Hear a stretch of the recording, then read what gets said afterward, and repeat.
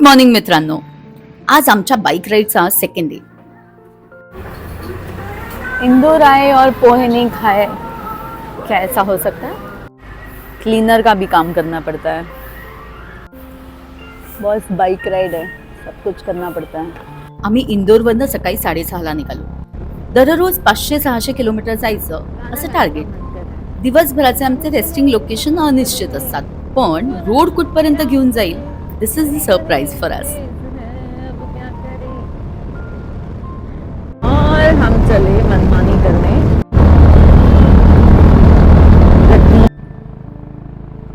ये है हमारा स्पीड और ये है आम बाईक वालों का स्पीड. आम्हाला एक गुजराती सद्गृहस्थ भेटले. स्वतः प्रयागराजवरनं परत येत होते आणि त्यांनी येऊन स्वतःहून हेल्प केली की तुम्ही ह्या मार्गे नका जाऊ, अरेल घाट मार्गे नका जाऊ, तुम्ही जा राजापूर मार्गे. बाईक चालवत असताना आम्ही काही रिमार्केबल प्लेसेस बघितल्या. मध्य प्रदेशातून बाईक चालवत असताना आम्ही ट्रॉपिक ऑफ कॅन्सर म्हणजेच कर्करेषा ओलांडली. ही एक काल्पनिक रेषा आहे जी भारतातील 8 राज्यामधून जाते.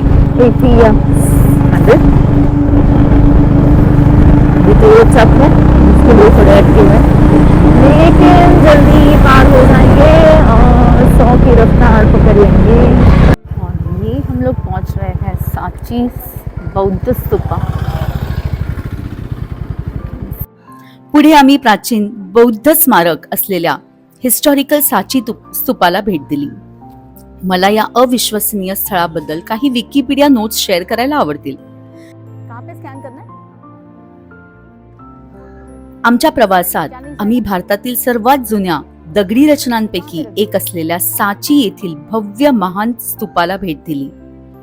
इसवी सन पूर्वी 3ऱ्या शतकात सम्राट अशोकाने बांधलेला हा स्तूप भारताचा समृद्ध इतिहास आणि स्थापत्यकलेचा पुरावा आहे.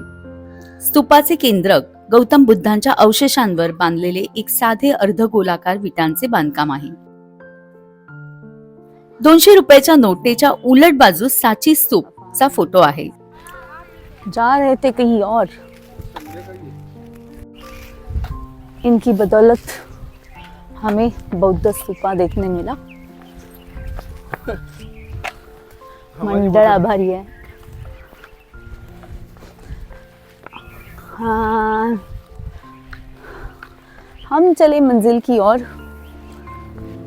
मंजिल कहाँ है आप लोग बताओगे. दिवसभराच्या प्रवासानंतर आम्ही अखेर संध्याकाळी 6-7 वाजता छत्रपूरला पोहोचलो. थकलेले पण उत्साहित.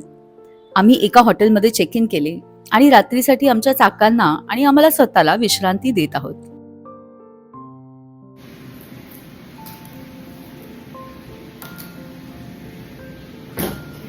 Unfolding things for today.